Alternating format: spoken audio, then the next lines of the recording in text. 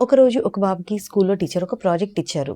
Parents తోటి memorable conversation ఏమైనా ఉంటే దాని గురించి 4 పాయింట్లు రాయమని. అయితే ఆ బాబు ఒక్క పాయింట్ కూడా రాయలేకపోయాడు.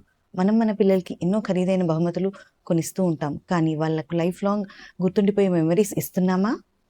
Hello my little hearts and the hearts that beat for them. Welcome to parent heart from story time with mamma. I'm Sindhu. Let's get in the story. సాయంత్రం 6 అవుతోంది.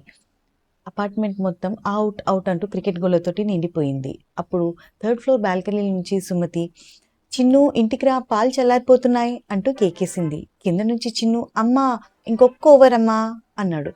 సుమతి, అరే రోజు నువ్వు ఒక్క ఓవరే అంటూ ఉంటావు ఏంటి అనంది. చిన్ను మాత్రం, అమ్మ ప్లీజ్ అమ్మా ఒక్క ఓవర్, ఇది లాస్ట్ది అని అన్నాడు. పక్క బాల్కనీ నుంచి పద్మ వాళ్ళిద్దరిని చూస్తూ నవ్వుతోంది. సుమతి, మన పిల్లలకి లాస్ట్ ఓవర్ అంటే ఐపీఎల్ లాస్ట్ ఓవర్ తోటి సమానమే అనంది. ఇద్దరూ నవ్వుకున్నారు. ఇంకో 5 minutesలో చిన్ను ఇంటికొచ్చాడు, ఒళ్ళంతా చెమటలతోటి. అమ్మా ఆకలి అంటూ. అరే ఇప్పుడే కదరా లాస్ట్ ఓవర్ అంటూ వెళ్ళావు, మళ్ళీ అప్పుడే ఆకలి అంటున్నావేంటి అంటే, అది అప్పుడమ్మా, ఇప్పుడు ఆకలేస్తోంది అని అన్నాడు. సుమతి నవ్వుకుంటూనే, ముందు చేతులు కడుక్కోరా అనంది. డైనింగ్ టేబుల్ మీద వేడి వేడి ఉల్లిపాయ పకోడీలు వాసన రాగానే రవి హాల్లోంచి వచ్చాడు. ఏంటి వాళ్ళ స్పెషల్ అంటూ సుమతిని అడిగాడు. ఏమీ లేదు అంది సుమతి. మరి ఈ పకోడీలేంటి అని అడిగాడు. బయట వర్షం పడేలా ఉందేమో అనంది. తను బయటికెళ్ళి చూసొచ్చాడు. లేదు ఎండగా ఉంది అని అన్నాడు. అప్పుడు సుమతి, అందుకే పకోడీలు అనంది. అప్పుడు చిన్ను వెంటనే, అమ్మ నీకు నాన్న ఆట పట్టించడం అంటే చాలా సరదా కదా అని అన్నాడు. సుమతి మెల్లిగా నవ్వింది. ముగ్గురు పకోడీలు తింటూ ఉన్నారు.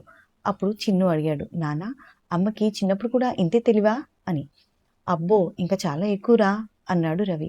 అప్పుడు చిన్ను, మరి నువ్వెలా పెళ్లి చేసుకున్నావు అని అడిగాడు. అప్పుడు సుమతి చేతిలో పకోడీ అలాగే ఆగిపోయింది. చూసారా మీ కొడుకు ఏమడుగుతున్నారు అంటూ నవ్వింది. అబ్బో అదో పెద్ద కథలే అన్నాడు రవి. చెప్పు నాన్న చెప్పు ప్లీజ్ అన్నాడు చిన్ను. ఆ కథ చెప్పాలంటే ఇంకో ప్లేట్ పకోడీ కావాలి అన్నాడు. ముగ్గురు నవ్వుకున్నారు. రాత్రి భోజనం అయిపోయాక చిన్ను తన స్కూల్ బ్యాగ్ తీసుకొచ్చి, అమ్మ ఇవాళ స్కూల్లో అంటూ ఏదో చెప్పబోయాడు. అప్పుడే వాషింగ్ మెషిన్ బీప్ బీప్ అంటూ సౌండ్ వచ్చింది. సుమతి వెంటనే లేచి, కాసేపు ఆగు నాన్నను ఇప్పుడే వస్తాను అంటూ వెళ్ళింది. సరే అంటూ అన్నాడు చిన్ను. కాసేపాక తను తిరిగి వచ్చింది. అప్పుడు వెంటనే రవి వచ్చి, రేపటి నా ఫైల్ ఎక్కడ పెట్టావు సుమతి అంటూ అడిగాడు. అక్కడే కబోర్డ్లో ఉంది చూడండి అంటూ సుమతి అంది. లెఫ్ట్ సైడ్దా రైట్ సైడ్దా అని అడిగాడు రవి. లెఫ్ట్ సైడ్ది అని చెప్పింది సుమతి. నీకు లెఫ్టా నాకు లెఫ్టా అంటూ అడిగాడు రవి. అయ్యో అంటూ సుమతి లేచి ఆ ఫైల్ వెతికి రవికి ఇచ్చేసి వచ్చింది. ఇప్పుడు మళ్ళీ అడిగింది తను. చిన్ను ఇందాకేదో చెప్పబోయావు చెప్పు నానా అంటూ. ఏం లేదులే అమ్మా రేపు చెప్తాను అన్నాడు చిన్ను. సరే పర్లేదులే అని అనుకుంది సుమతి. ఆ రాత్రి చిన్ను తన గదిలో స్కూల్ బ్యాగ్ తెరిచాడు. అందులోంచి ఒక తెల్లని ఎన్వలప్ తీశాడు. దానిపై టీచర్ రాసి ఉంది.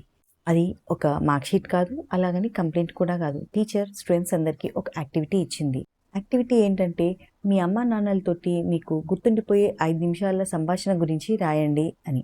చిన్ను పేపర్ మీద పెన్సిల్ పెట్టాడు, కానీ ఒక్క అక్షరం కూడా రాయలేకపోయాడు. అప్పుడు తను ఆలోచించాడు, మేము మాట్లాడుకున్నాం కానీ అందులో గుర్తుండిపోయే 5 నిమిషాలు ఉన్నాయా అని.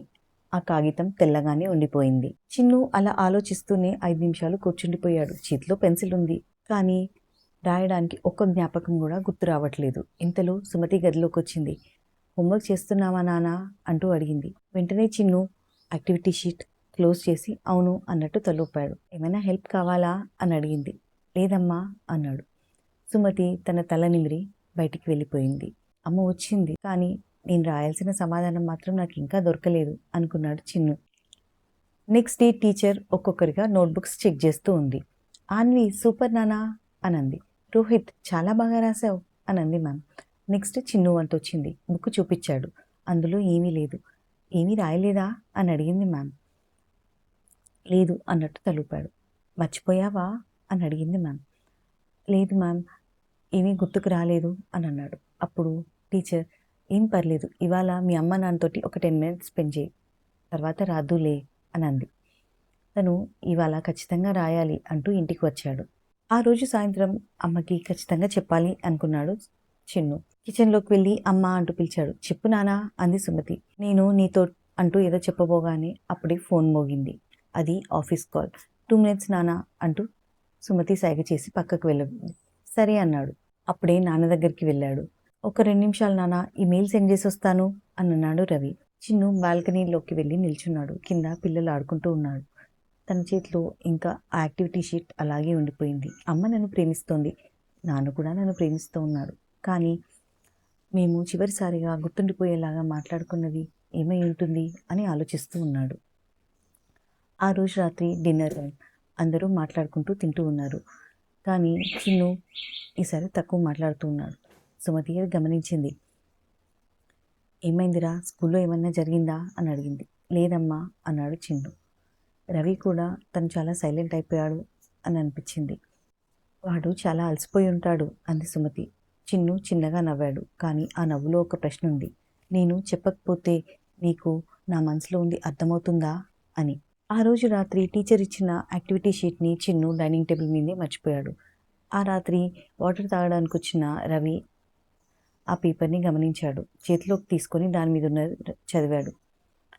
ఈ వారంలో మీ తల్లిదండ్రులతోటి గడిపిన గుర్తుండిపోయే సంభాషణ గురించి రాయండి అని రాసింది.